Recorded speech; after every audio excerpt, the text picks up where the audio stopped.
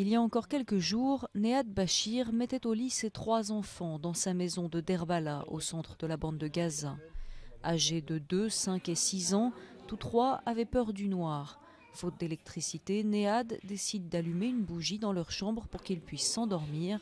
Dans la pièce voisine, elle s'assoupit en nourrissant son bébé. Quelques minutes plus tard, c'est un passant, alerté par la fumée, qui trouve la chambre des enfants carbonisée et les 3 corps sans vie.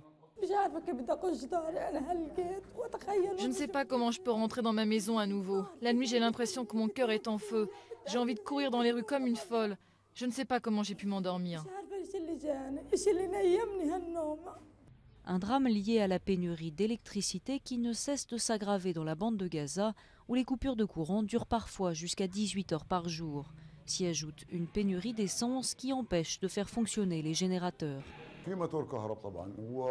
Les générateurs sont moins dangereux que les bougies parce qu'on les garde sous la maison, dans un endroit ouvert. Mais à cause des pénuries d'essence à Gaza, il est difficile de trouver ne serait-ce que 5 litres de pétrole pour pouvoir utiliser un générateur chez soi. La seule centrale électrique de la bande de Gaza est restée à l'arrêt pendant près de 15 jours, jusqu'à ce qu'un accord pour la livraison de carburant soit trouvé entre le Hamas et l'autorité palestinienne. Depuis mercredi, les livraisons ont débuté à raison de 500 000 litres par jour. Les divisions politiques internes sont un facteur clé dans la crise actuelle, et en premier lieu dans la crise énergétique. Une crise qui souligne la division qui subsiste entre les factions palestiniennes, et cela malgré l'accord de réconciliation signé en avril 2011.